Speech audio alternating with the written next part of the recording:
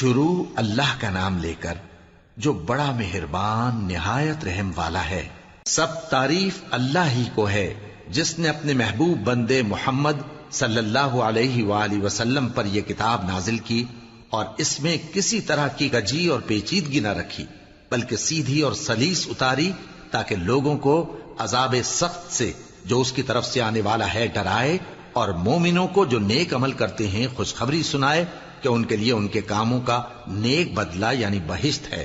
جس میں وہ ہمیشہ رہیں گے، اور ان لوگوں کو بھی ڈرائے جو کہتے ہیں کہ اللہ نے کسی کو بیٹا بنا لیا ہے۔ ان کو اس بات کا کچھ بھی علم نہیں اور نہ ان کے باپ دادا ہی کو تھا۔ یہ بڑی سخت بات ہے جو ان کے منہ سے نکلتی ہے، اور کچھ شک نہیں کہ یہ جو کچھ کہتے ہیں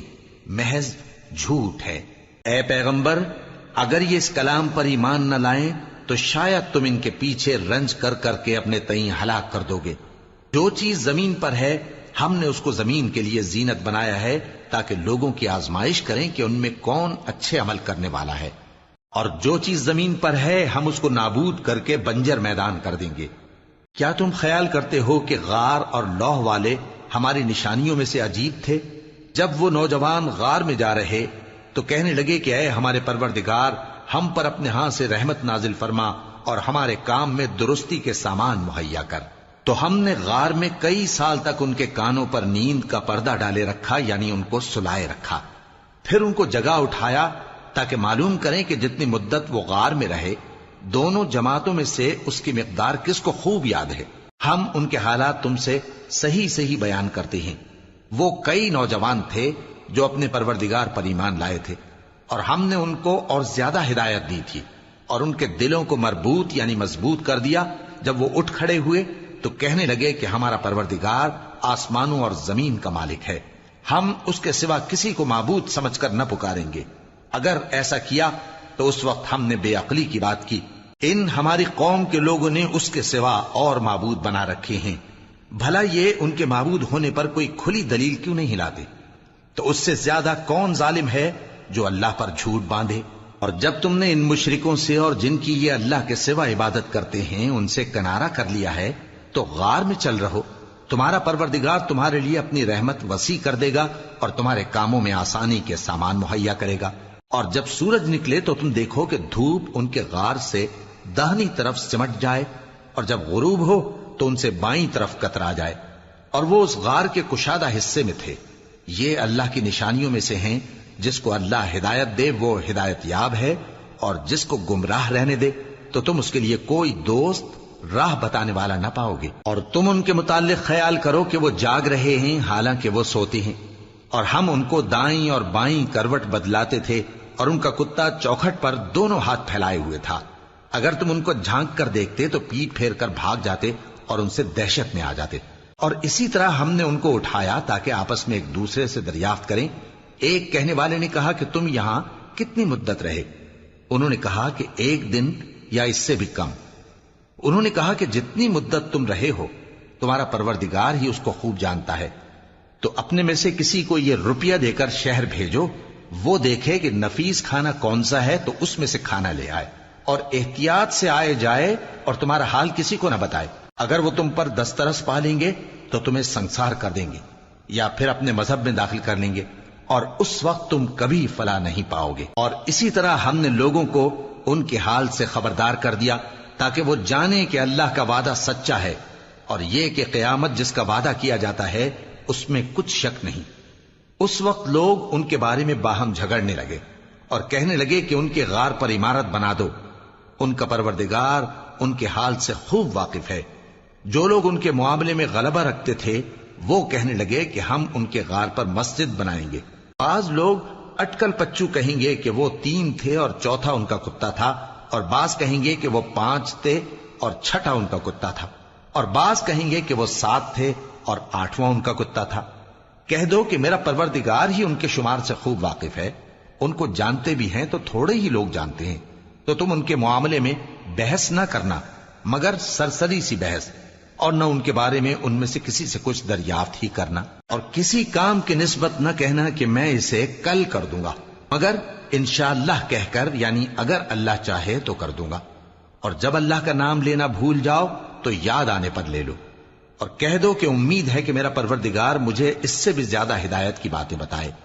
اور اصحاب کہف اپنے غار میں 9 پر 300 سال رہے۔ کہہ دو کہ جتنی مدت وہ رہے اسے اللہ ہی خوب جانتا ہے، اسی کو آسمانوں اور زمین کی پوشیدہ باتیں معلوم ہیں، وہ کیا خوب دیکھنے والا اور کیا خوب سننے والا ہے۔ اس کے سوا ان کا کوئی کارساز نہیں، اور نہ وہ اپنے حکم میں کسی کو شریک کرتا ہے۔ اور اپنے پروردگار کی کتاب کو جو تمہارے پاس بھیجی جاتی ہے پڑھتے رہا کرو،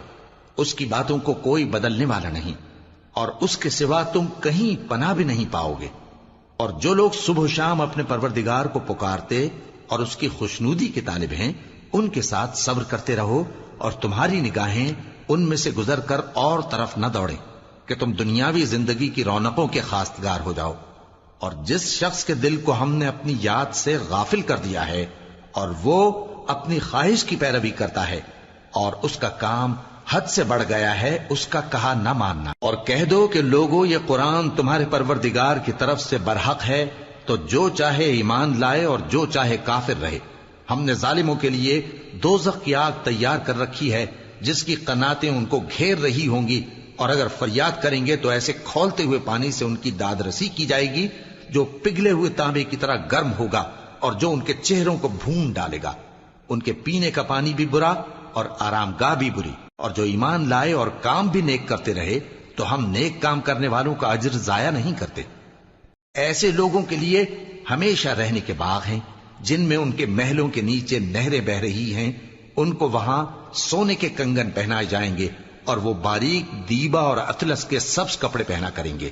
اور تختوں پر تکیے لگا کر بیٹھا کریں گے۔ کیا خوب بدلہ اور کیا خوب آرام گاہ ہے۔ اور ان سے 2 شخصوں کا حال بیان کرو جن میں سے ایک کو ہم نے انگور کے 2 باغ عنایت کیے تھے اور ان کے گردا گرد کھجوروں کے درخت لگا دیے تھے، اور ان کے درمیان کھیتی پیدا کر دی تھی۔ دونوں باغ کثرت سے پھل لاتے اور اس کی پیداوار میں کسی طرح کی کمی نہ ہوتی، اور دونوں میں ہم نے ایک نہر بھی جاری کر رکھی تھی،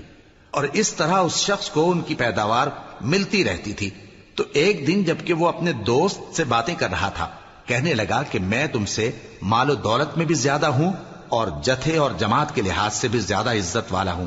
اور ایسی شیخیوں سے اپنے حق میں ظلم کرتا ہوا اپنے باغ میں داخل ہوا۔ کہنے لگا کہ میں نہیں خیال کرتا کہ یہ باغ کبھی تباہ ہو، اور نہ خیال کرتا ہوں کہ قیامت برپا ہو، اور اگر میں اپنے پروردگار کی طرف لوٹایا بھی جاؤں تو وہاں ضرور اس سے اچھی جگہ پاؤں گا۔ تو اس کا دوست جو اس سے گفتگو کر رہا تھا کہنے لگا کہ کیا تم اس ذات سے کفر کرتے ہو جس نے تم کو مٹی سے پیدا کیا، پھر نطفے سے، پھر تمہیں پورا آدمی بنایا؟ مگر میں تو یہ کہتا ہوں کہ اللہ ہی میرا پروردگار ہے، اور میں اپنے پروردگار کے ساتھ کسی کو شریک نہیں کرتا۔ اور جب تم اپنے باغ میں داخل ہوئے تو تم نے ما شاء اللہ لا قوت الا باللہ کیوں نہ کہا؟ اگر تم مجھے مال و اولاد میں اپنے سے کمتر دیکھتے ہو تو عجب نہیں کہ میرا پروردگار مجھے تمہارے باغ سے بہتر عطا فرمائے،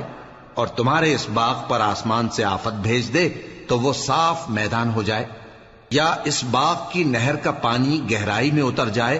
تو پھر تم اسے تلاش نہ کر سکو، اور اس کے میووں کو عذاب نے آ گھیرا اور وہ اپنی چھتریوں پر گر کر رہ گیا، تو جو مال اس نے اس پر خرچ کیا تھا اس پر حسرت سے ہاتھ ملنے لگا اور کہنے لگا کہ کاش میں اپنے پروردگار کے ساتھ کسی کو شریک نہ بناتا۔ اس وقت اللہ کے سوا کوئی جماعت اس کی مددگار نہ ہوئی اور نہ وہ بدلہ لے سکا۔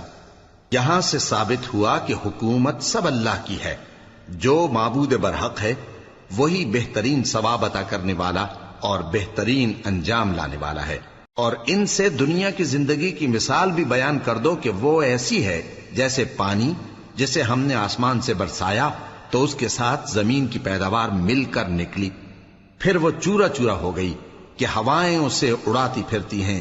اور اللہ تو ہر چیز پر قدرت رکھتا ہے۔ مال اور بیٹے تو دنیا کی زندگی کی رونق و زینت ہیں، اور نیکیاں جو باقی رہنے والی ہیں وہ ثواب کے لحاظ سے تمہارے پروردگار کے ہاں بہت اچھی اور امید کے لحاظ سے بہت بہتر ہیں۔ اور جس دن ہم پہاڑوں کو چلائیں گے اور تم زمین کو صاف میدان دیکھو گے، اور ان لوگوں کو ہم جمع کر لیں گے تو ان میں سے کسی کو بھی نہیں چھوڑیں گے،